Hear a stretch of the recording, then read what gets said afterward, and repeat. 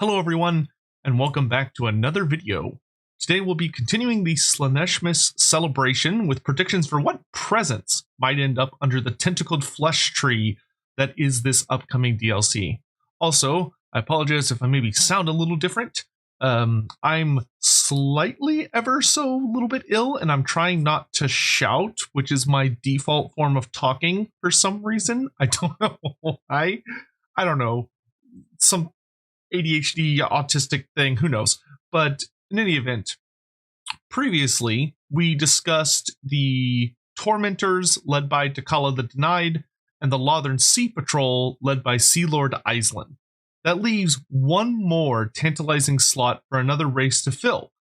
But this is where we run into a dilemma. There are a handful of races that could easily assume this final placement. And I don't think there's a simple way to narrow down who it could be. So, to cover all of our bases, I shall simply have to talk about each strong contender. As I'm sure the thumbnail and video have revealed, the first contender for the third position we'll be covering today is none other than Norsca. The red-headed stepchild of chaos lurking on the frozen peninsula of the same name, Norsca has always been a bit of an odd faction in Total War Warhammer. They're a very particular branch of the warped tree that is the forces of chaos, a mixture of chaos-worshipping tribes and monstrous creatures that stand apart from the more hellish warriors of chaos.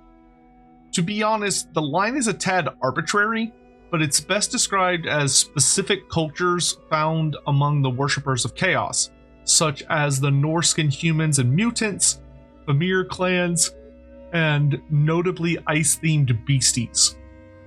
This gives us enough to work with, though I have one big note about Norsca we'll need to get out of the way immediately. To put it bluntly, I could make an equal argument for two entirely different Lord packs to reinforce the Norscan faction, as these poor buggers have just been languishing since the end of Warhammer 1. The best way to describe them is that one is based around monsters and creatures, while the other is entirely focused on adding humans. For this video, I'm going to be discussing the monstrous side, because I like it more, and it's my video, so deal with it. However, do let me know down in the comment section below if you'd prefer for me to follow up this video with the human Norsca DLC, which I can go ahead and tell you is led by Syel the Faithless, or move on to another faction. With that out of the way, let's move on to the Norsca predictions. For the Norsca Legendary Lord of the Slaanesh DLC, my sincerest hope is that we'll turn to one of the major races that makes up the Norscan roster, and expand the focus of the Fimir.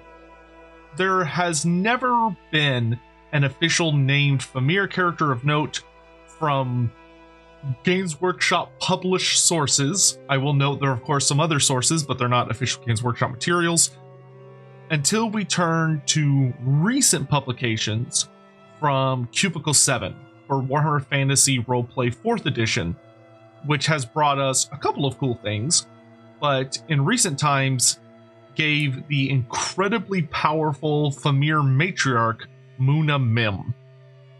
Female Fimir are exceptionally rare. Known as Mearghs, they always grow into powerful sorceresses, as each daughter learns the secrets of magic and rulership from her mother. This isn't to say their physical capabilities are lacking, as the matriarchs cited across the ages, such as the one Sigmar Heldenhammer fought near Marienburg in ancient times, are considerably larger than the males of their species.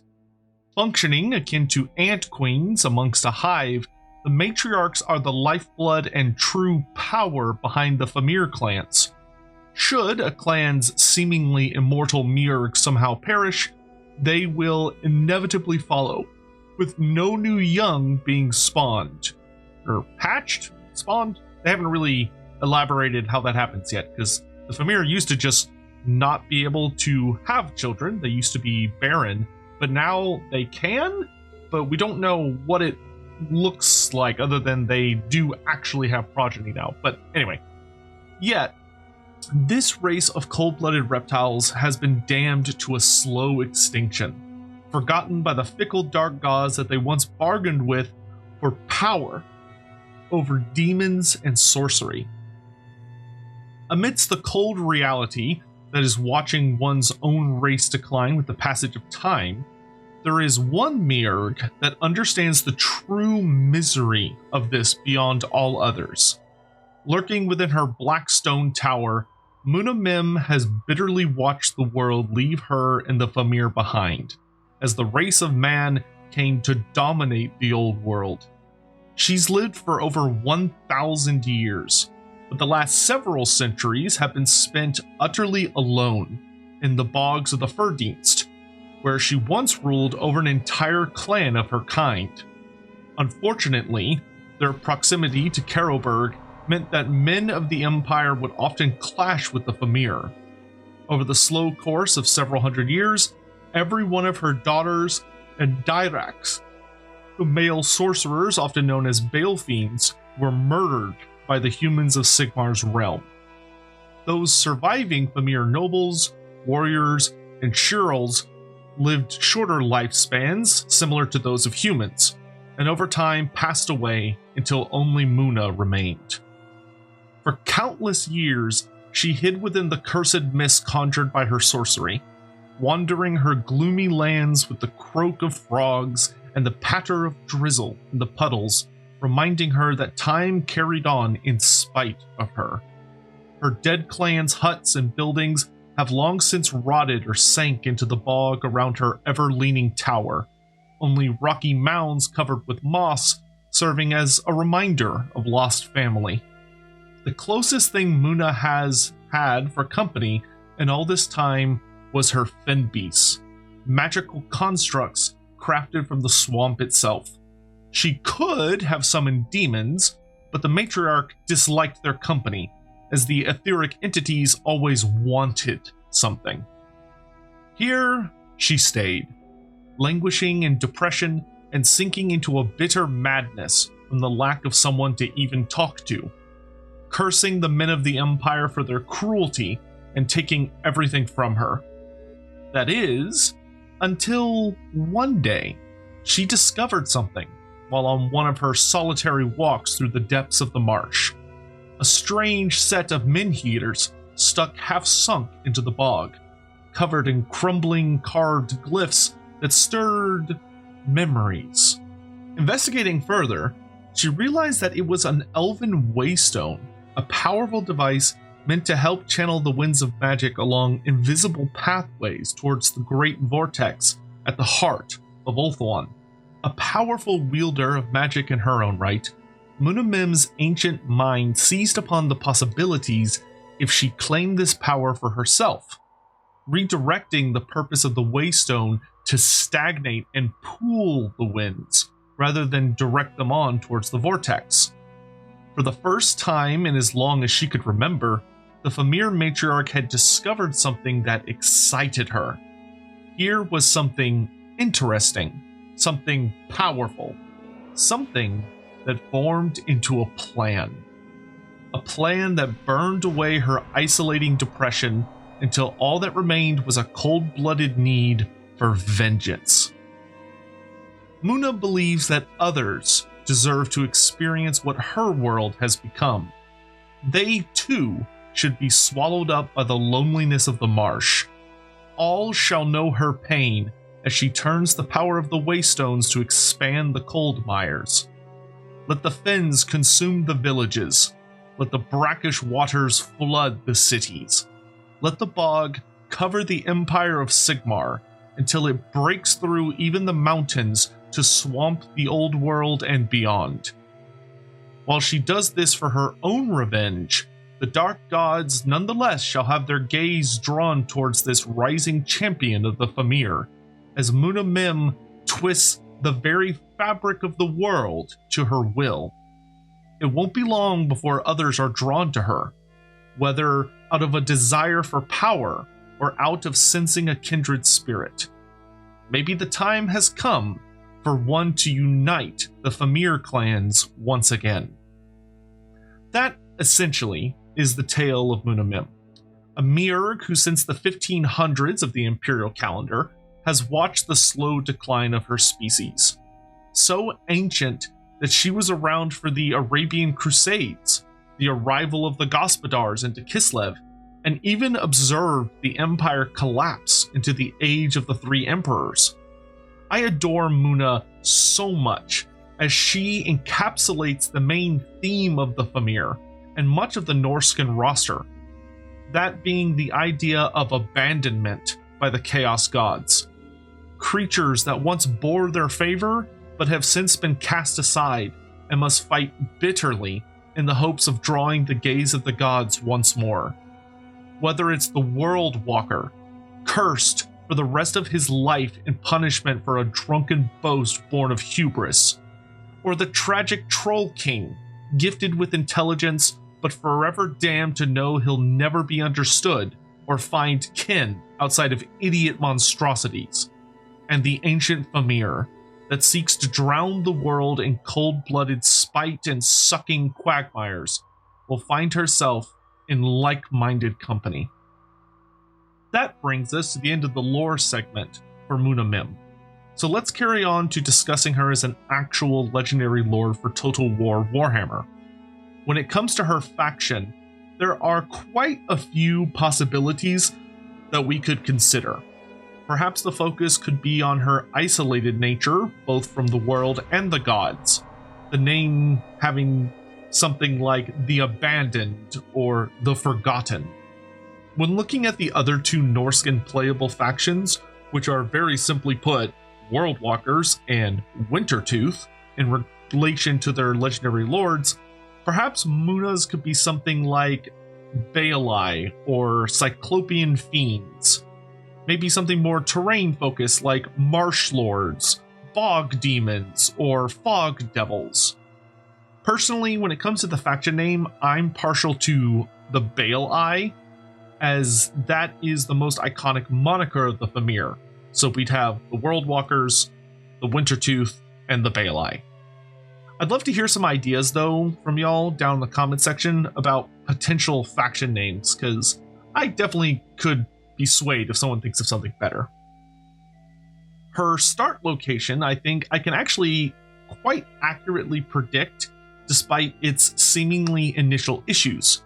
As while the original story of Mimn has her in the marshes of the Fenbeasts, which should be her tower, should be a unique landmark if she takes the Carroburg settlement, because the Fenbeasts is right next to the Carroburg. It's in the same little region.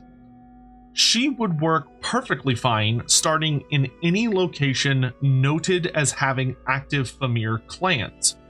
The major areas for these reptilian cyclops are the marshlands in Norsca, the Chaos Wastes, the Empire, Bretonnia, coastline of the Darklands, and the wetlands of Grand Cathay.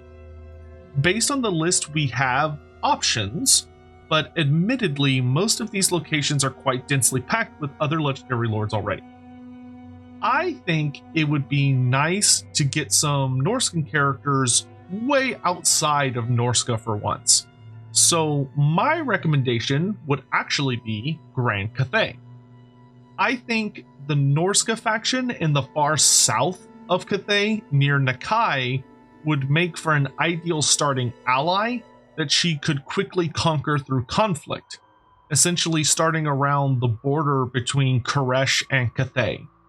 This has her relatively close to the central wetlands, near a starting Norscan faction to ally with or quickly confederate in the opening few turns, and being a chaos race, she'll have an interesting relationship with the likes of Deathmaster Snitch, Lokir Fellheart, and the currently unplayable Undead factions. Plus, if we do ever get the Naga of Curs'd, they are supposed to be chaos aligned, or at least chaos sympathetic, so she'd fit in perfectly as a starting friend for them.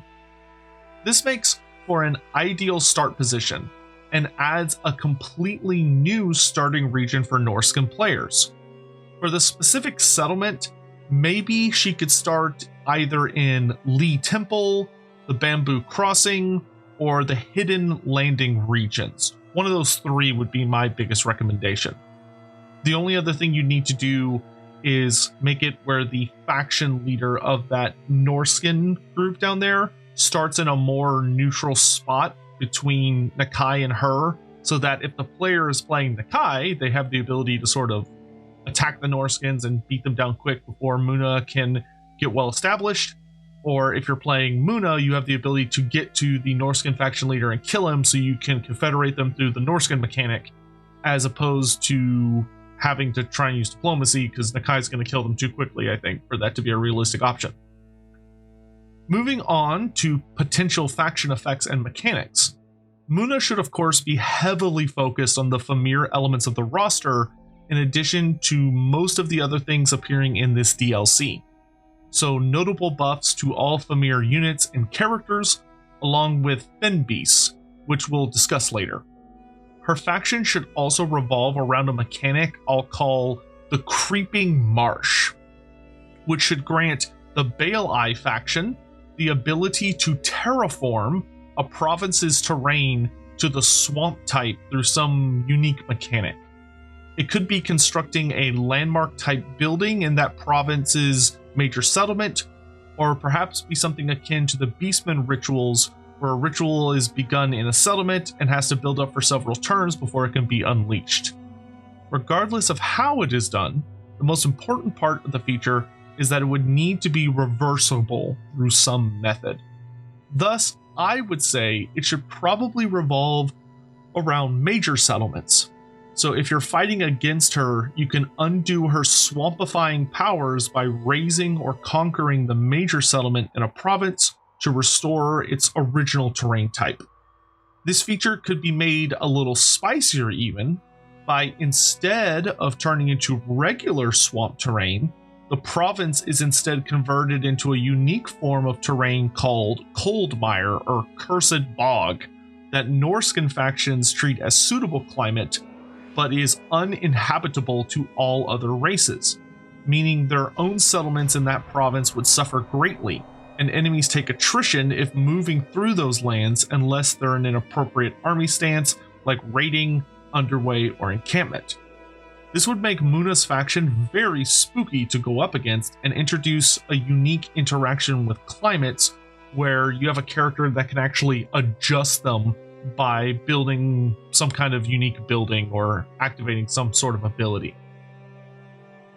But once again, it needs to be reversible. So if Mòna's taken down and you destroy whatever's swampifying or making your province into a cold mire, it reverts back to what it's supposed to be. That way it's not just agony to go up against. But I think this would actually be really, really fun.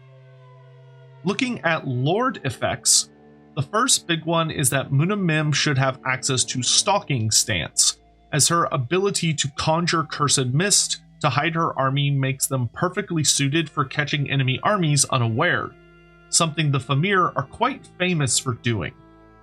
I'd also recommend her having extra Winds of Magic reserve capacity or notable bonuses to casting the new Lore of Magic she'll be bringing to the game, which we'll discuss in a bit. In fact, you know what? Why don't we just go ahead and take a look at an awesome new Lore of Magic that was introduced along with Mimn, the Lore of the Marsh. As I'm sure you've guessed, this new lore would be entirely unique to the Fimir casters, so only Mimn herself and the Fimir Balefiend hero would have access. The Lore of the Marsh is mostly focused on hexes and direct damage spells, utilizing the misery of the frigid quagmires to disorient and tire enemies. Fortunately for me, there's precisely 6 spells in this lore, so all I must do is offer interpretations of them into Total War and come up with a lore passive. For each of these, I'll include a lore blurb about what they do, then discuss what the effect in game could or should be. For the lore passive, I'd suggest something like Cold Fog or Comforting Mist, with the lore text saying, "The frigid mists are comforting to those creatures used to such weather." This should grant allied units within 55 meters a bonus to leadership and restore their vigor just a little bit every time the Lore of the Marsh wizard casts a spell. The first spell should be called A Bite of Midges. The lore blurb should say, the caster calls forth a great swirling cloud of midges to plague their foes with painful bites. This should be an AoE spell that deals a small amount of damage to enemies while also lowering their vigor. The Overcast version should increase the damage dealt over the course of the spell. Think a spell kind of similar to Flock of Doom, but it deals a bit less damage in exchange for vigor loss. The second spell is Despondent Sloth. The lore blurb should say, the ground between the enemy's feet becomes cold and sucking mud. Escape is not easy, and the more the foe struggles to free themselves, the more hopeless and dejected they become. This spell should be a debuff/hex spell that when targeting an enemy unit causes a notable reduction to their speed and leadership. I would recommend having the base version of the spell be a single target, so you can only target a single unit, while the Overcast version turns it into an area of effect that targets all enemies within the radius. The third spell is Inculcate Mizzle. The lore blurb says, the caster implores the clouds to gather and issue forth a gentle but freezing, penetrating rain. This spell should be an AoE debuff/hex spell that lowers melee attack, accuracy, and vigor on affected units. An Overcast version could increase the strength of the debuffs or just extend the duration of the spell. The fourth spell is Turned Around. The lore blurb should say, the caster curses their foe into becoming confused and losing all sense of direction. This spell should be a very interesting debuff/hex spell that if CA wants to make accurate and be a little spicy, could remove the ability to brace from the selected unit for the duration of the spell. So that means that unit would not be able to gain any charge defense, charge reflect, or anything of the sort. They would just lose the ability to brace, lose the ability to use their anti-charge abilities. This would synergize extremely well with Norsca and as a faction, and the Fimir especially. Though I think it would need to remain a single target spell for balance reasons. This is probably one of those spells that I would not have given an Overcast version. You just get the main blunt version and that's it.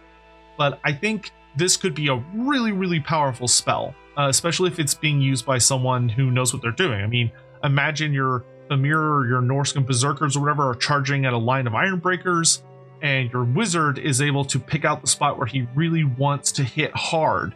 So he targets, one enemy Ironbreaker unit, and when the spell goes off, they lose access to their expert charge defense and all that stuff. So they're going to take the full charge damage of what's about to slam into them, which could be really, really powerful. And I guess now that I think about it, you could say that the unit's still able to brace, but it just removes abilities like charge defense against large, expert charge defense, and charge reflection while the spell is active, I should say. I think that would actually be very fun, very thematic, would make a really, really unique spell that Norsca would benefit from highly. The fifth spell is Mystic Mist. The lore blurb should say, the caster conjures forth a swirling mass of freezing mist that confounds the senses. This should be a single target direct damage spell that works like a superior version of Mystifying Miasma from the Lore of Shadows, dealing damage while also debuffing the foe, perhaps lowering their vigor to keep with the theme of the lore rather than speed like the Lore of Shadows spell. the overcast version should extend the casting range of the spell. And I think to make it a little spicy, make it really feel like it should, the 5th spell of the lore, probably make it deal a little more damage than Mystifying Miasma does. I wouldn't have it deal a ton of damage, but I think, Vigor Loss is really good. And then I'd probably deal just a good little chunk more damage than regular Mystifying Miasma. But, it's also a more expensive spell. The 6th and final spell is O Mir Be More. The lore blurb should say, the marsh creeps outward aggressively as the caster channels their cold-blooded fury into it. This spell should be a summoning spell that spawns a unit of Fenbeasts. Should come with, let's say, 2 uses of the spell per battle and has no overcast version. Fun fact about the O Mir Be More spell is that Mimn herself invented it. So her unique branch on her skill tree and campaign should definitely include some way to reduce the cost of the spell and perhaps grant her increased uses, like giving her +2 to the amount of time she can cast the spell per battle. That concludes the lore of the Marsh.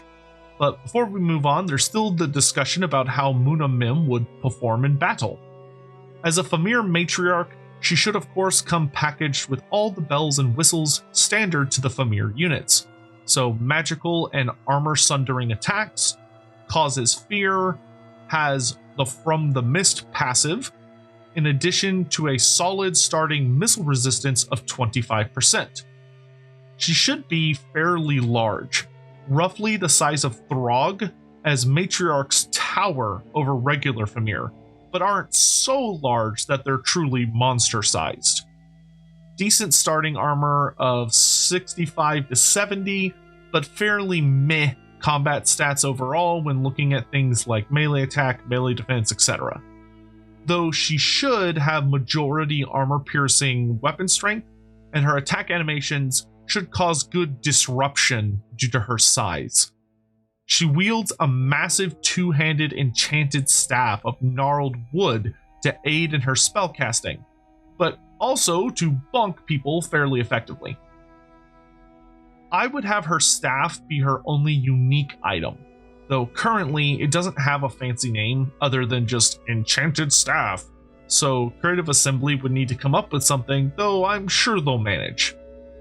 I'd recommend perhaps having it be a powerful magic weapon or arcane item that has a blurb about it being passed down from a long line of matriarchs to their daughters since before the Cataclysm and even before the coming of the Old Ones, as the Fimir are actually one of the original races to the Warhammer planet.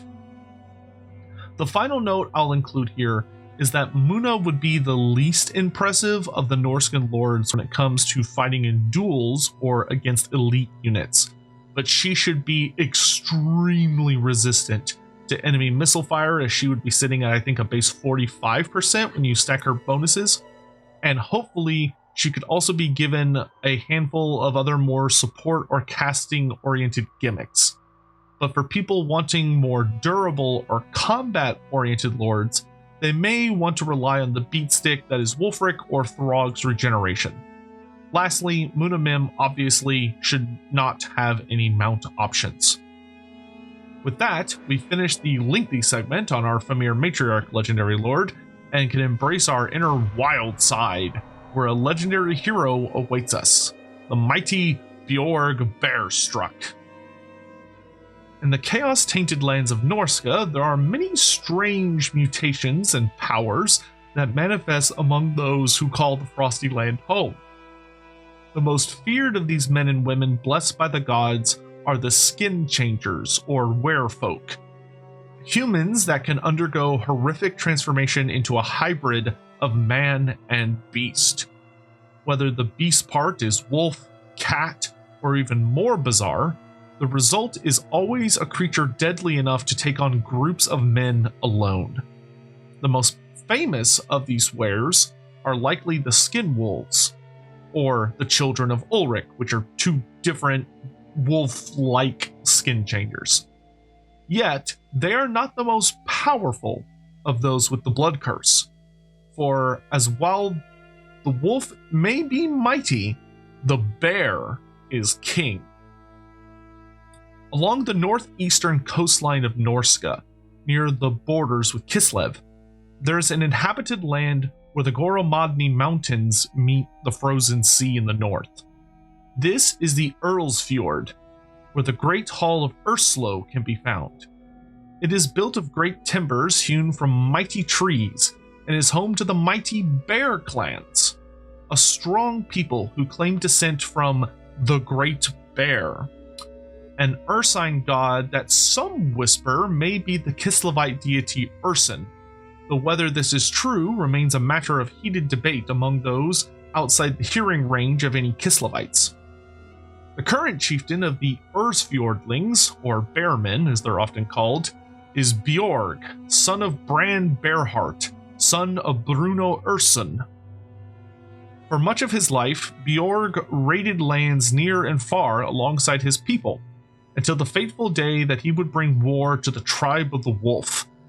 Another of the totemic animal-worshipping Norscan tribes, the children of the wolf had long fought with the children of the bear, but Beorg had come to end this feud once and for all. Amidst the violence as the two Norscan tribes battled, Beorg would face the twins Ulsdal and Grail, who were the sons of Hjörn, chieftain of the wolves. Despite being outnumbered 2-1, he cracked both their skulls and cast down his ancestral foes. In that moment, the eye of the gods turned upon him, and the dark gods showed their favor. As Beorg threw himself upon his enemies, his back arched and split, his ribs cracked and turned in upon his body. His face was consumed from within by a snarling black muzzle.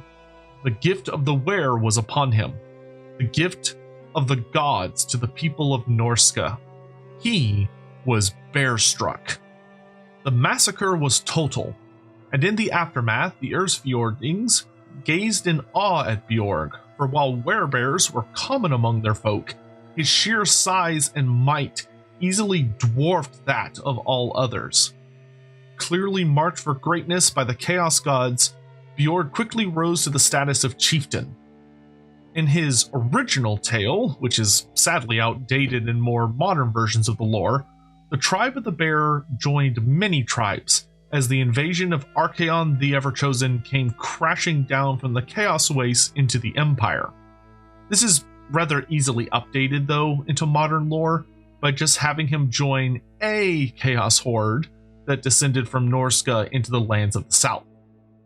In any event, Beorg would lead the Bearmen of Urslo through several battles across the Empire, until he at last fought an army led by Archlector Manfred of Nuln. He reveled in the horrified screams of the weakling Southerners as the Werebears tore through them. Despite being a fearsome regiment, the Bearmen ultimately could not win the battle alone, and the Chaos Horde collapsed. This caused no concern for Beorg, who realized the southern lands offered plenty of opportunity for savagery and bloodletting. Leading his people away from the routing forces of chaos, he simply continued to push deeper into the Empire, in search of wealth and glory. Despite worshipping the dark gods, the Ursfjordlings were not determined to bring about the apocalypse, and instead cared only for personal gain. They had little trouble finding employment as mercenaries, by Imperial generals all too eager to unleash the Bearmen against some hated foe, whether it be greenskins, beastmen, or even other men of the Empire. If they ever found their supplies running low, Beorg had no issue raiding and pillaging to acquire that which was needed. Eventually, Beorg's wandering path led his people over the Black Mountains, and found himself in the Border Princes. Here was a land full of great battles and much plundering, where the cutthroat lifestyle appealed deeply to the Norscans.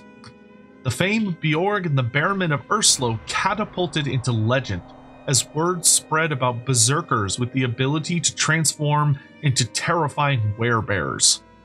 The last notable recorded battle of Beorg took place during this time of his life, when a swarm of goblin bandits ambushed the Norscan's camp at night while they were busy singing and drinking around a roaring fire. The initial attack was brutal, as black arrows came scything in from all sides to cut down men, even as howling wolf riders came charging in. Things appeared dire as confusion slowed any defensive response, until Beorg's massive form reared up and charged into the greenskins. Each great swipe of his claws tore heads from shoulders and disemboweled snarling giant wolves, until his rampage brought him straight to the goblin warboss. Ignoring the arrows and blades harmlessly rebounding from his thick hide, Beorg strode forward and lunged to seize the shrieking goblin by the neck, snapping it like a twig. The greenskins immediately routed in the face of an unstoppable foe, though their assault did cause notable casualties. Among them was Earl the Young, who held the tribe's banner, the Bear of Urslo. Despite taking an arrow to one of his eyes, the young man refused to drop the standard and fought on, which earned him Beorg's respect. Rewarded with treasure and honor, from that day onward, Earl the Young would stand at Beorg's side in every battle to come. At some point, the Bearmen of Urslo would return to the Great Hall of Urslo in Norsca, their ship loaded with gold and loot taken from all across the old world. Here, Beorg would reside upon his throne, though he often leads his people out to raid southern lands and answer mercenary contracts worthy of his attention, waiting for the day when the dark gods will call upon him to join the force of a new champion of chaos that will usher in an age of war never seen before. That concludes the lore section on Beorg Bearstruck, who, if you couldn't tell, never returned to the lore after his initial appearance in the 6th edition Dogs of War book. In any event, let's move on to gameplay. Beorg is an absolute powerhouse, a towering mass of muscle and fur that looms over his fellow Norskans.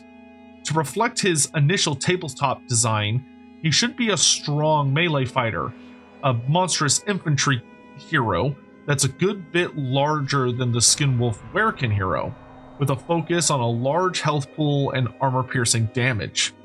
He's far stronger than any of the other skin changers, rocking the same strength stat as dragons, which is damn impressive considering he only fights with his claws and teeth. He has a higher than expected armor characteristic due to his thick hide. I'd say probably around 60 plus, with impressive melee attack and charge bonus backed up with moderate melee defense. Beorg should be slower than the Skinwolves by a little bit, more of a high-mass lumbering beast that can plow through foes despite lagging in speed by comparison. Finally, to keep him up to date with other Werekin in the Norscan roster, he should also be given a physical resistance buffer of around 20% at base. Obviously, as a gigantic pissed-off bear, he also causes fear. And of course, he doesn't have any mount options, being a colossal werebear. For his magic items, Beorg brings 2 relics of note to the battlefield. First up is the Bear Fang Talisman, a gigantic and ancient yellowed canine tooth, which is a sacred talisman of lordship to the tribe of the bear. It wards off blows that might otherwise harm the one who wears it. Taking up his talisman item slot, the Bear Fang should grant powerful defensive abilities to Beorg in both campaign and battle. In campaign, I'd recommend it granting him a bonus 10 to 15% to his physical resistance, lower the success chance of enemy agent actions against his army, and grant small increases to armor and melee defense. For an active ability in both single-player and multiplayer battles, the Bear Fang Talisman should be able to grant a temporary but powerful ward save to Beorg. I'd say something like at least 20% up to maybe 40% for like 20 seconds maybe. This would allow him to shrug off most damage when he gets into particularly dangerous situations. So you could throw him forward in sort of a blitz action using the talisman to protect him, or if he gets a little overwhelmed and needs to pull out and retreat, you could use it to buy you some time to get reinforcements to his location. Next up is the Bear Banner. This totem is traditionally carried by Earl the Young, an entire bear skin, the banner, an entire bear skin whose grizzly head leers out from the top. The skin's power is immense, driving the warriors beneath its gaze into a fury that is almost impossible to stop. This should be a unique ancillary that Beorg starts with once unlocked in campaign. While equipped, it grants him an aura of 30 to 40 meters that grants all units within its radius a buff to their melee attack. The Bear Banner, in my opinion, should also be an optional upgrade for him in multiplayer/custom battles. So as long as you pay for it, he'll have a passive aura that improves melee attack. For his campaign-only stuff, I'd imagine Beorg having a trait that buffs Werebears and all Skinwolf variants in the army he joins. I could also see him having some fun gimmicks, like a skill perhaps that gives all Skin Changer units access to the Rage or Berserk passive, which normally they don't. For his unlock quest, the standard issue of recruit X number of Skinwolf or Werebear units, followed by getting a certain number of kills with them, should be totally fine. Now, you may note that despite being a were, in this case a Werebear, he doesn't have regeneration. And that is simply because originally the Werebears don't have regeneration. The Skinwolves got it when they were created in 8th edition for the Monstrous Arcanum, but I don't know whether Games Workshop would have made that standard for all Were units, whether all Skin Changers were meant to have regen, or if that was just a quirk of the Skinwolves in particular. So I think I talked about this a little bit more in the Werebear section, but it would be up to Creative Assembly whether they wanted him to have regen. I don't think he necessarily needs it. I think it would be fine for the Werebears to be more of like juggernaut powerhouses that have a very high health pool, but don't have access to healing, whereas the Skinwolves have a lower health pool, but they're faster and they have the ability to regenerate, so they're better for like hit and runs. Anyway, that at last concludes the monstrous legendary characters for this DLC proposal. So let's quickly carry on to the generic options that will be filling out the Norscan roster with some feral and stompy flair. Starting with the new generic lord, Norsca is in desperate need of several new options beside the poor Norscan chieftain, who himself needs a reworked skill tree so badly. But this video isn't about him. Focus, Sotek. To go along with the theme of the monstrous focus on Norsca, the generic lord should be none other than the Fimir Noble, the mightiest of the warrior caste known as the Fim, with 2 M's, F-I-M-M. The nobles are incredibly deadly combatants, more than capable of crushing any that would dare to threaten their clans. Wielding malign weapons inscribed with dark runes, these cold-blooded champions cleave through all before them while leading bands of warriors into battle. Their clubbed tails are terribly powerful, and tipped with bony protrusions, or sometimes appear as bone scythes, but either way they are more than capable of pulverizing a fully armored knight. It is the noble's role to lead the Fimir clans from their black towers in the cold mires on brutal raids, capturing treasure and sacrifices to be offered to the dark gods. In Total War, the Fimir noble would add in a generic monstrous infantry lord for Norsca that should be a tanky combat specialist. He should be a great weapon wielding lord with sizable anti-large to give him a role quite different from the Marauder Chieftain, as the various mounts of the Chieftain revolve mostly around anti-infantry designs. Furthermore, his damage should be mostly armor-piercing, and since he wields Fimir weaponry, the noble will start with magical and armor-sundering attacks, which of course are extremely useful contact effects. He should also have far more armor than other Norsca characters, rocking a solid 110 base, like other Fimir warrior types. Decent melee attack and slightly lower melee defense due to having a great weapon, but with a solid health pool, probably around 6k plus or so. Beyond that, you should of course have the standard Fimir kit with 25% missile resistance and the From the Mist passive, which grants him a further 20% missile resistance while his leadership is above 50%. Rocking that sexy 45% missile resistance to roll up on those armies used to solving their problems with shooting. Finally, of course, he causes fear. Obviously, they don't have any mount options. Now, I'm sure there are a few folks watching who are wondering why I did not choose a generic Wizard Lord. To put it very bluntly, my other Norsca proposal is themed very heavily around wizards and humans. So if you want to hear about them or see them, please do let me know. But to be fair, we also need a generic monstrous infantry lord. The Fimir Noble will add in a far more missile resistant, durable lord with solid synergy due to his armor sundering attacks. With that, it's time to move on. When looking to the generic hero option for this DLC, admittedly, we don't need a monster option. Between the Skinwolf and the Fimir Balefiend / Dirac, we're quite covered on the beastly route, so let's turn to one who's monstrous on the inside. For the generic hero option, I would recommend the Norscan Jarl, a favored warrior of the tribe chieftain who is sworn to defend their lord and his lands.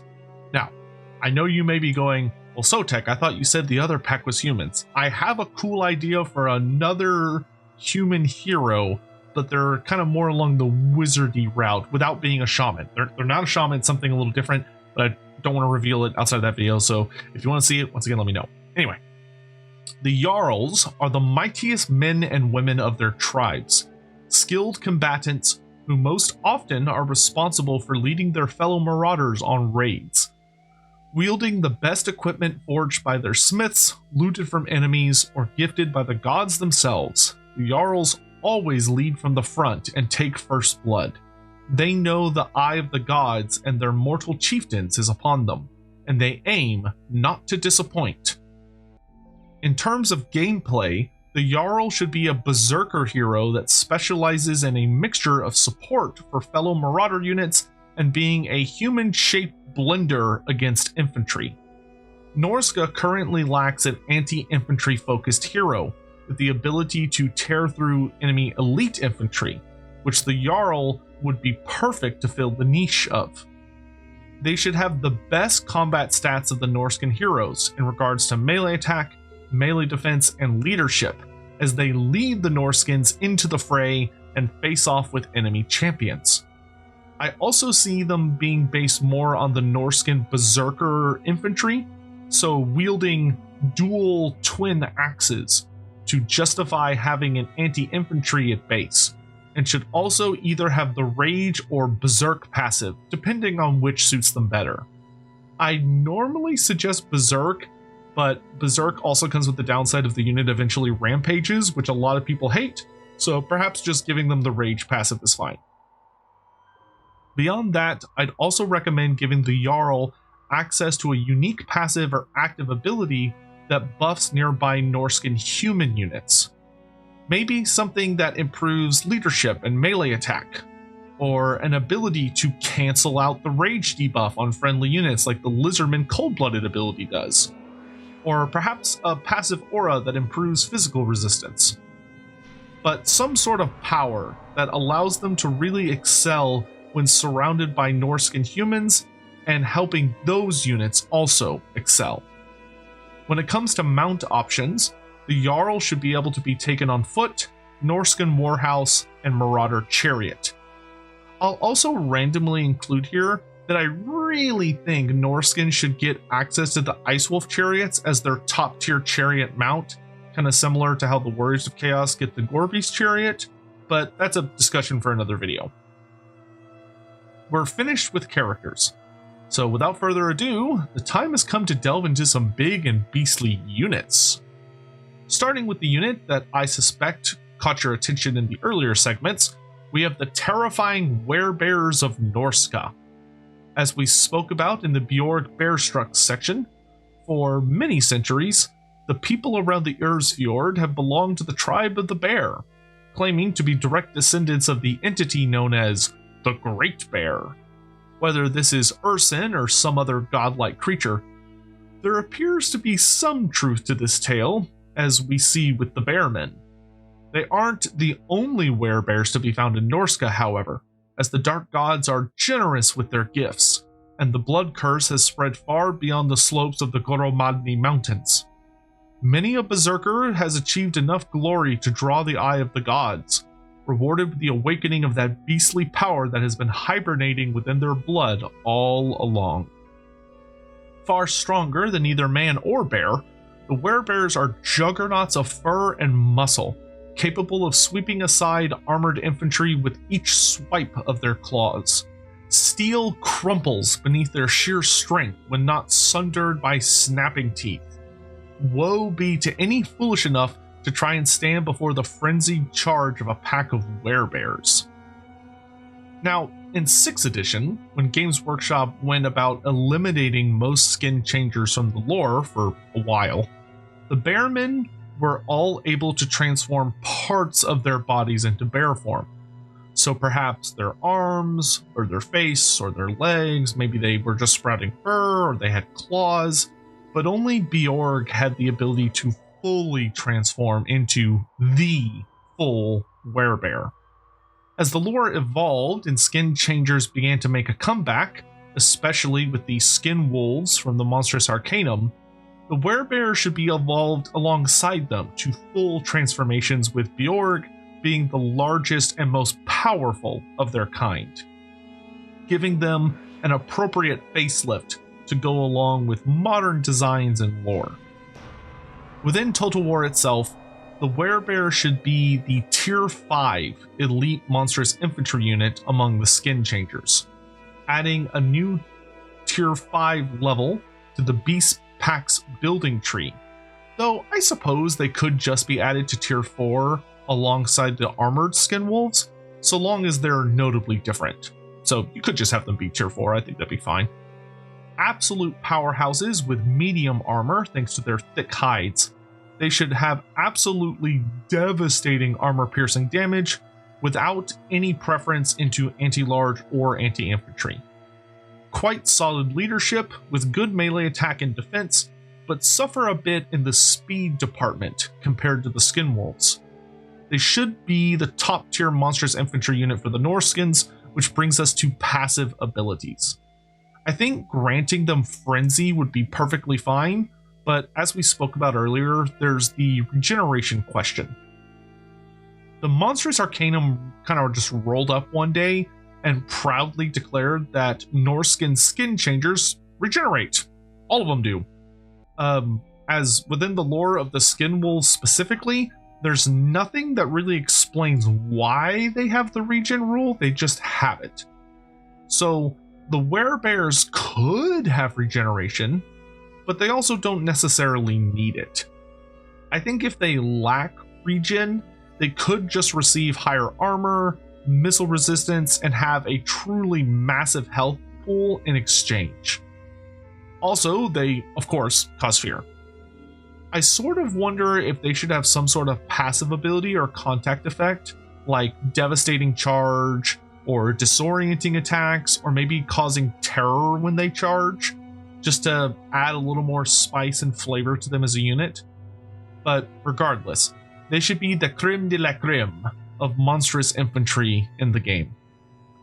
Also, a side note is that we have a very easy regiment of renown to do here, which would be the Bearmen of Urslo, being the companions of Beorg Bearstruck himself, an elite werebear squad that could perhaps just have the bear banner as a passive if Beorg himself isn't wielding it. Or they could have some other unique gimmick to represent their extreme experience and wealth as well-traveled champions. Also, of course, they're an OG Dogs of War unit. They were in the actual Dogs of War army book, so they should of course be available to Goldvag Maneater as well. Turning our attention from the furry denizens that burst out of humans to the creatures of the cold mires, let's talk about the Guardians of Mòna Mimn, when she summons the swamp itself to war with the Fenbeasts, a fairly old magical construct dating back to at least the Shadows over Albion campaign. Fenbeasts are essentially golems, made from the various components that comprise a marshland to make a formidable creature. Slowly lumbering their way across the battlefield, these constructs are crafted through ritual magics, and despite their vaguely humanoid shape, aren't actually alive in truth. They're simply animated hulks of mud and rotting plant mass, unthinking as they fulfill the orders of their creator with no concept of fear or pain, which makes for determined soldiers. Fenbeasts suck up the magic of the earth beneath the roots and vines making up their feet. This allows them to be both strong of arm and durable. Many have thought a battle over when a cannonball obliterates the chest of a Fenbeast, only to watch on in horror as green tendrils fill the hole entirely within a matter of seconds, with the golem not even reacting. Within the game itself, the Fenbeasts are fairly simple to implement thanks to solid tabletop rules. They are monstrous infantry constructs, and of course should have the construct passive that we now have in Total War, meaning they're functionally immune to psychology, but can suffer from instability if their leadership gets too low. They also have the regeneration rule, which rather amusingly seems to be a fairly popular mechanic for good old Norsca. They are kind of the regen faction. The Fenbeasts should have moderate armor, but very high health pools, so they're able to absorb a lot of damage, but they should have few ways to mitigate it outside of relying on their regeneration. The Fenbeasts are also supposed to be quite slow, barely faster than most heavy infantry, as they drag themselves almost robotically across the battlefield. However, they should have a fairly high leadership to resist instability, and hit pretty damn hard with armor-piercing damage. Melee attack and melee defense ultimately suffer from their lack of being able to move very quickly and having no sentience, so those stats should be quite low.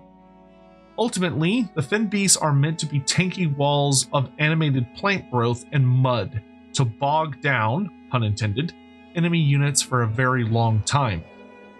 Considering how low leadership most of Norsca is, they should make for an absolutely incredible anchor unit that your opponent is just stuck on for a good while, allowing your more important units, or should I say more aggressive units, to fold around the sides and come down on your enemy's flank and rear.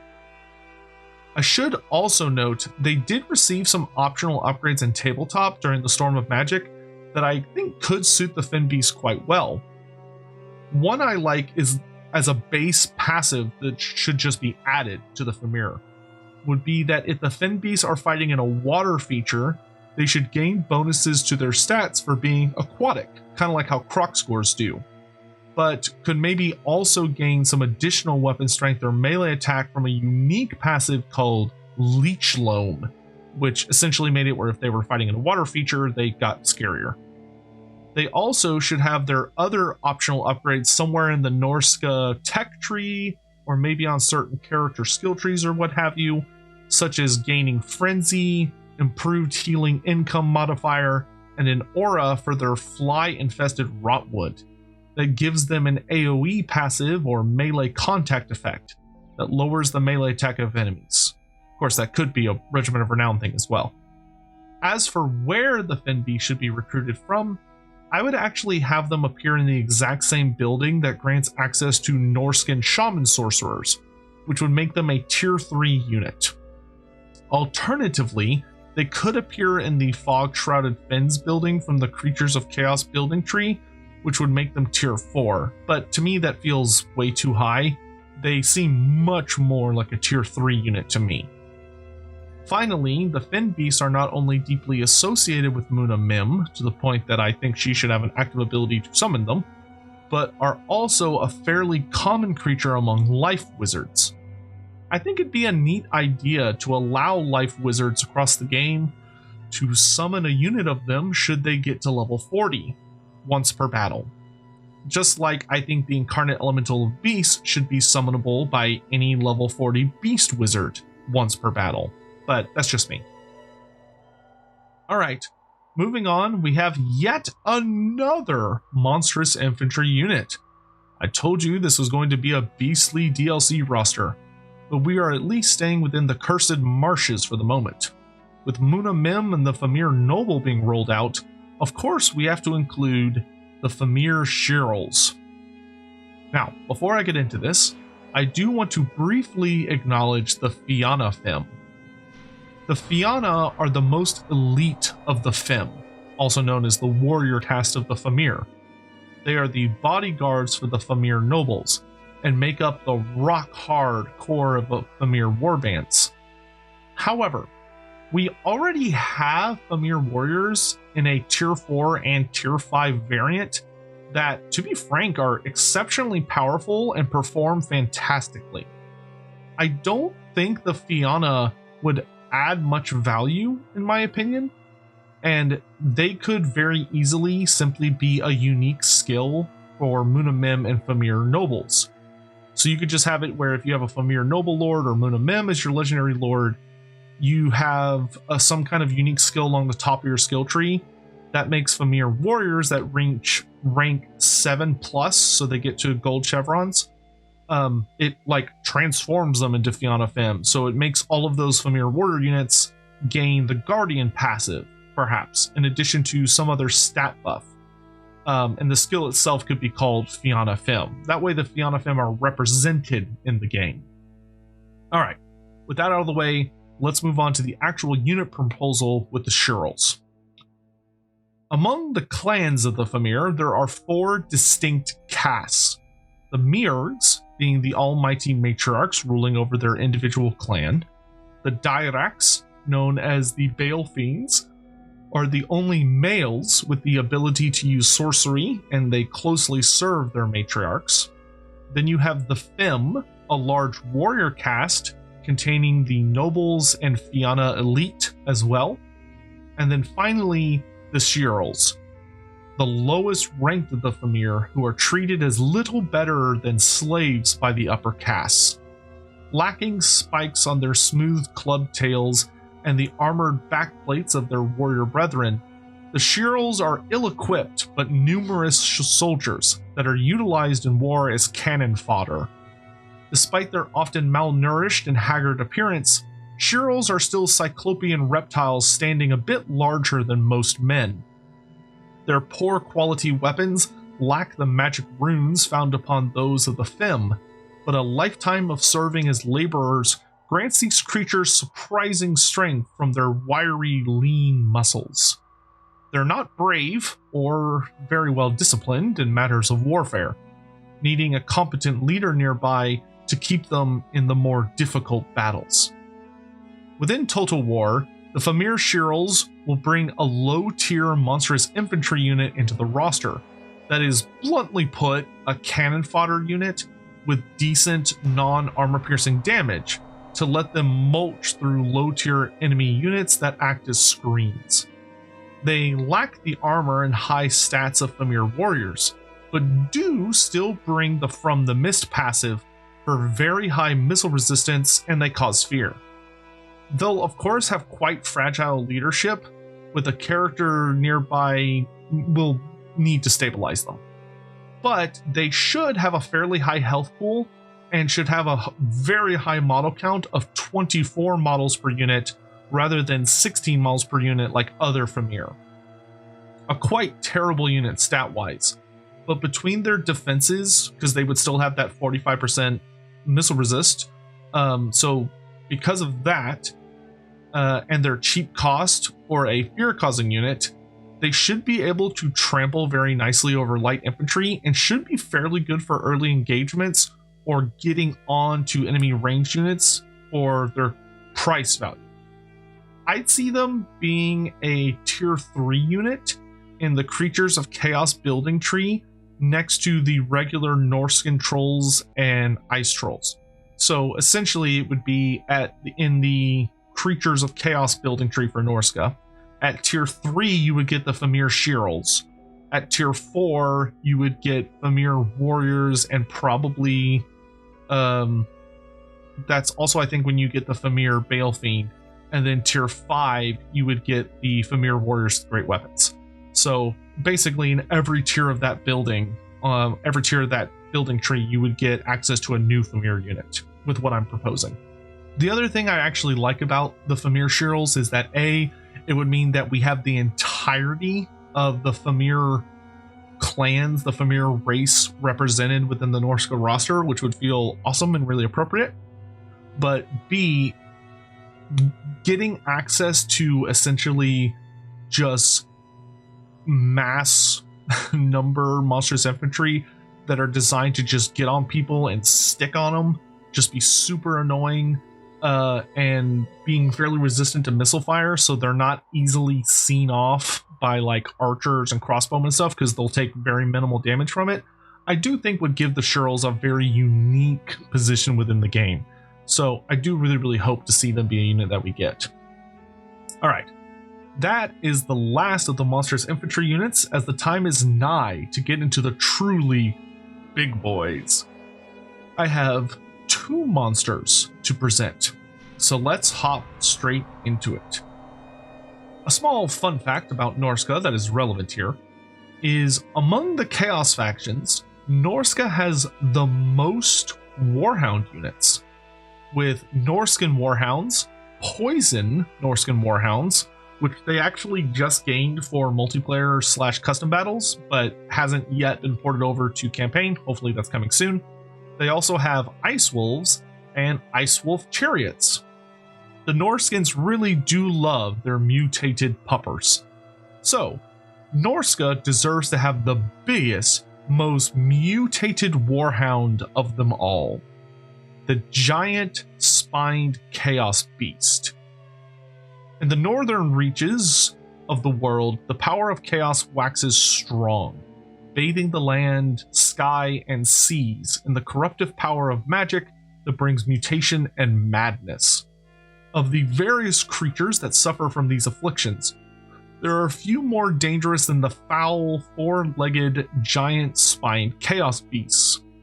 These horrid creatures were once normal warhounds that have swollen to insane proportions, taken to the absolute limit of possible growth, and unfortunately beyond. Their skin cannot contain the change racking their agonized forms, newly formed muscles and spiny protrusions splitting flesh.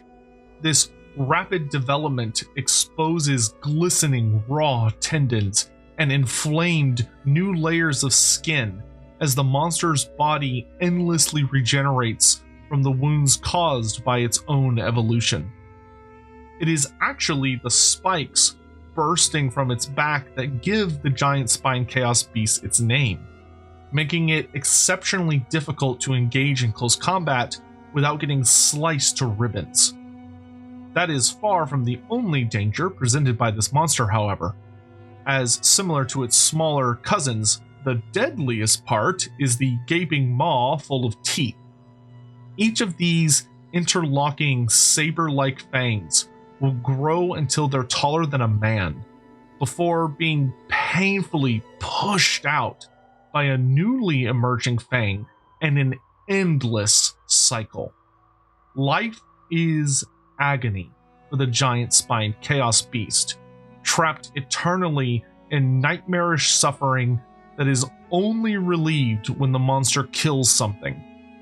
So, it hunts endlessly for new prey, using its keen sense of smell to locate a victim which will grant it even a moment of respite. These creatures can swallow a man whole, but against larger prey will instead bite deep with their massive fangs and lock their jaws, viciously shaking their head until tearing free large chunks of flesh. Driven utterly mad by their desire for blood and ceaseless pain, the incredibly swift giant spine Chaos Beast is a daunting prospect to face upon a battlefield. In game, the giant spine Chaos Beast is a single entity monster that should rely upon extreme aggression and speed to get the job done, They have fairly mid armor for a monster and few resistances, but make up for it by being very fast. I would say at least 80 plus speed for chasing down targets and getting around enemy flanks. They possess overall low melee attack and defense, but make up for it with a high charge bonus in addition to passives of Frenzy and, you guessed it, Regeneration. Their weapon strength should be quite high and mostly armor piercing, but without a preference for anti-infantry or anti-large. Surprisingly, for what's essentially a roided up warhound, they actually have fairly stable leadership compared to most monsters. The Giant Spine Chaos Beast should also have solid melee damage reflection to reflect their tabletop rule called Spiky, which essentially did the same thing. So if you're swinging at them in close combat, guess what? You're going to be taking damage back. While not having a ton of armor, melee defense, or resistances to anything, they should have a damn high health pool compared to similar sized monsters, to reflect their 6 wounds on tabletop compared to the usual 5 for monsters in a similar category. Finally, they should of course cause terror. The Giant Spine Chaos Beast will continue to cement Norsca as the Frenzy/Regeneration faction, but unlike many of the Northman's monsters, this one is a speed demon. A big beastie to accompany your various wolf units or guard marauder horsemen from potential alpha strikes, while also being excellent for brutal flank charges. Of course, the Giant Spine Chaos Beast should be made available to those factions which have their own Chaos Warhound variants. So I would say the Beastmen, Khorne, Nurgle, and the Warriors of Chaos should all have access to this monster in both campaign and custom battles along with multiplayer. That brings us to our final entry for the monstrous-themed Norsca DLC proposal, which is the most dangerous being to come shambling into their roster, bar none. The almighty and twisted terror known to those unfortunate enough to encounter them as Curs'd Ettins. They who were made example of to show why only the foolish or insane would betray the dark gods. Despite their grotesque visage and size, according to whispered tales, the Curs'd Ettins were once men of Norsca like any other. That they are in fact a singular tribe who in ancient times were led by their warlord, King Jorrundr, one so hungry for power that he bargained with demons. In exchange for everlasting service to the gods of chaos, the king and his people acquired incredible might that allowed them to achieve many victories. For years, they maintained the letter of their deal with chaos, offering up sacrifice and bloodshed to their dark patrons upon battlefields across Norsca and beyond. However, the same vanity and greed that had driven Jorrundr to make that terrible bargain festered within him, as with each glorious conquest his pride swelled. When a long prophesized call came to invade the Southlands, such was his hubris that King Jorrundr not only refused to answer his demonic lords, but instead took the opportunity to conquer the lands of those who had. He treacherously ravaged the breadth and length of Norsca, ransacking chaos altars and bringing back his prisoners as thralls. Jorrundr would be the undisputed king of Norsca, and all would bow before him and his bloodline. The heavens rumbled with the apoplectic fury as the dark gods turned their wrath upon Jorrundr and his people with malicious cruelty. Jorrundr the traitor and his kin kept the might they so desperately craved, but warped into horrific form as their gifts turned into an almighty curse that tore their souls and twisted their bodies. Kinsmen became fused with kinsmen into a nightmarish amalgamate, the greater and lesser of each pairing ever warring for control of their shared body. Forever would they be horrific to look upon, denied even the blessed mindlessness of oblivion that came with spawndom to escape their hellish existence. Driven from Norsca's settlements, they have learned to hate all those who live and their works, for such things only serve to remind the Ettins of what they have lost. Over time, as they grew in hatred, they grew also in size, and those that have survived into the modern era in such hostile lands became a nightmarish race of giants, the most bitter and cruel monsters under the shadow of the dark gods. The cursed Ettins are scattered amongst the high moorlands and mountains of Norsca, haunting the shattered ruins of dark towers and isolated hamlets they have visited their fury upon. These towering monstrosities are similar in size and might to the giants of the old world, but stand utterly apart due to their distinct deformities and cruel intellect. The Ettins are said to be functionally immortal, only capable of dying when incredible acts of violence are done to them. Although they have obviously been heavily mutated, Curs'd Ettins share unique warped traits, such as their two repulsive heads that ever vie against each other for dominance. One possessed of intelligence, tainted by bitter cruelty and hatred for all things, known as the Betrayer, while the other is a frenzied beast that flails at enemies with wild abandon, called the Savage. While they despise the dark gods who molded them into this form above all else, the Curs'd Ettins will never again fail to heed the call of their masters when Norsca rises to war. Looking at them in regards to total war, the Curs'd Ettins are absolute powerhouses that bring a truly bizarre and frightening set of abilities to the table. In regards to combat capabilities, they're quite similar to giants when considering their size and health pool, in addition to causing terror. But from there, they become far more deadly. They are surprisingly skilled combatants when compared to other monsters, possessing slightly higher melee attack and defense.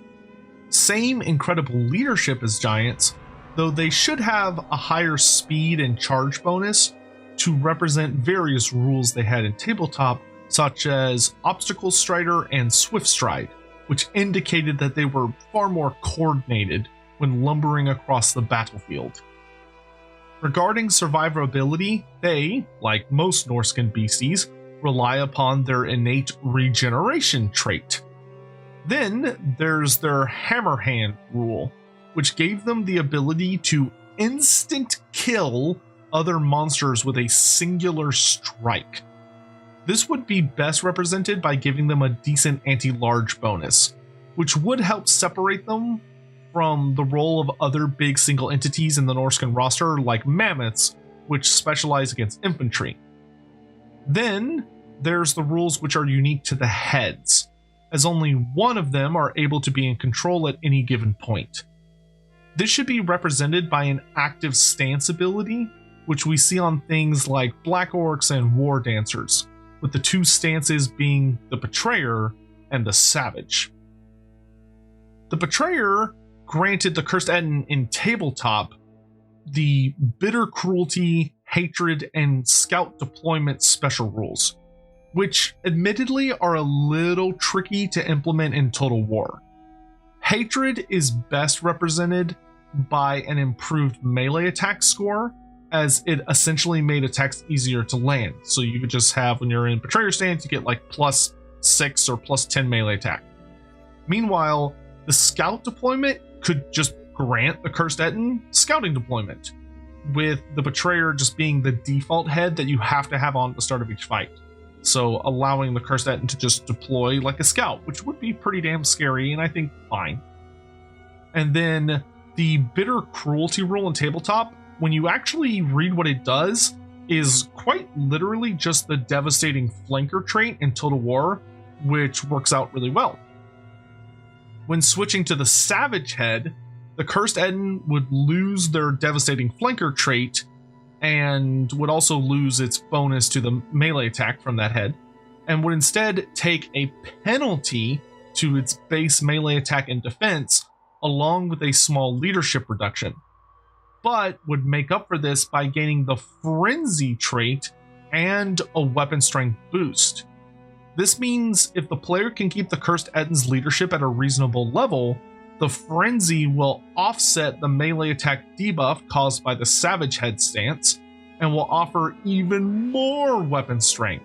So between the stance's weapon strength bonus and Frenzy's weapon strength bonus, it will hit absurdly hard. So, just to put it very simply and to explain once more, this would mean that the Betrayer stance would be better for initial engagements into battle, thanks to it giving you the devastating charge rule, a slightly higher melee attack score, and it would also be the better head for more intense combat situations because it would functionally give you higher leadership and melee defense. But the Savage Head stance would be superior once engaged in a favorable situation, as it ramps up the damage you deal to extreme levels to just tear apart whatever foe is nearby. So you could kind of think about if you manage to get on like an enemy character or an enemy large unit that you really want to tear down quick and take good advantage of your anti-large, I should say, bonus, you could switch to the Savage Head to get a massive bonus to your damage. And then when you're looking for places to fight or you get surrounded and you need to protect yourself, going back to Betrayer and switching stances as needed. In addition, there were a few optional upgrades the Curs'd Ettin could bring into tabletop that could be considered for Total War. My personal recommendation would be for one of them to be given to a Regiment of Renown version of the Ettin, while the other three are slapped around either on the tech tree or maybe just given to the base form of the monster. The two that should definitely be campaign tech tree upgrades, in my opinion, are Scaled Horror and Rune Collar. Scaled Horror grants scabrous scales and rancid poisonous blood to the Ettins. This should be a tech tree upgrade that once you acquire it, grants all Curs'd Ettins increased armor, missile resistance, and melee damage reflection, which is all very sexy. The Rune Collar should be another tech tree buff that once you unlock this tech, it grants all Curs'd Ettins in your faction some bound spells. I would say 2 bound spells. And the bound spells should come from either the lore of death, shadows, and or beasts. So I'd maybe do like 3 bound spells and you get like a mix. But I would make it just where they're one of those monsters, kind of like the Greater Demons or the Hierotitan, etc., where they have access to some bound spells. Because the Rune Collar functionally made your Ettins into wizards, and that's how we represent it in Total War, is by giving them some bound spells. The upgrade that I could see being added to their base form in Total War to help solidify them as being worthy of a tier 5 unit would be Gibberer. This would make one of their heads, or this upgrade I should say, makes one of their heads regress to infantile imbecility, which causes that head to wail endlessly with childlike screams. This should operate like the Griffin's Blood War trait, where it causes an additional leadership penalty to enemy units within range of the passive's area of effect. So that would mean that the Curs'd Ettin would be great for not only causing terror, but it's also lowering the leadership of all nearby enemies, in addition to any other penalties that might be out there, which Norsca would benefit very, very well from. And I think would be a completely reasonable passive to just have on all the basic Curs'd Ettins. Finally, the Regiment of Renown version. I would love for the great traitor King Jorrundur himself to be the Regiment of Renown Ettin, because he should technically still be alive. He's immortal unless someone managed to kill him, and I think having him represented in game as a Regiment of Renown would be sick. But his ROR version should have what was an alternative upgrade to the hammer hand in tabletop, which was known as the Man Scyther. Rather than the meaty club fist, a Man Scyther has one or both of their arms covered in wicked bone spikes or long calcified talons. So this resulted in essentially them losing their anti-large buff, and instead he should gain an anti-infantry buff.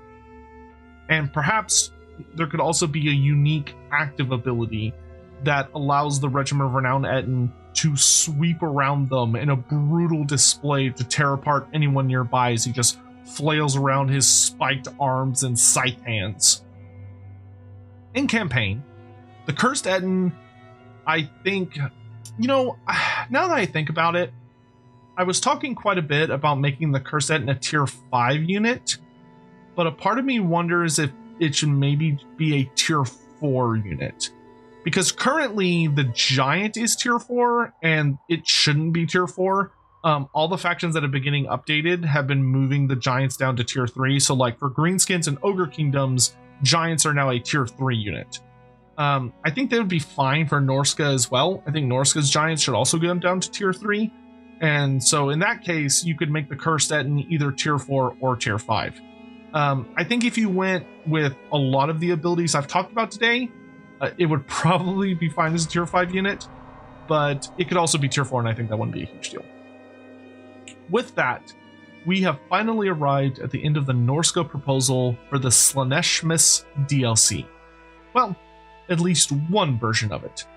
This pack focused very heavily on terrible monsters and those entities who fight alongside the Norskins despite being abandoned or playthings tossed aside by the Dark Gods, which is something the Fimir, Curs'd Ettins, and other twisted beasts have in common here.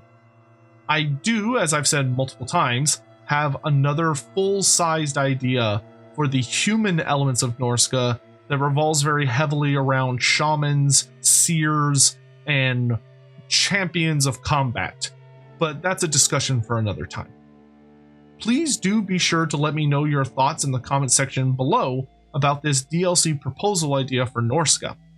Personally, I would be far more excited for this than I would the Slaanesh or High Elf portion of the DLC, but that's just because I think the Fimir are super cool and I love them. Anyway, this took way longer to write up than it should have, but it's done now. Hooray. Now I can put away my frozen Northman toys and turn my attention to somewhere far hotter down south.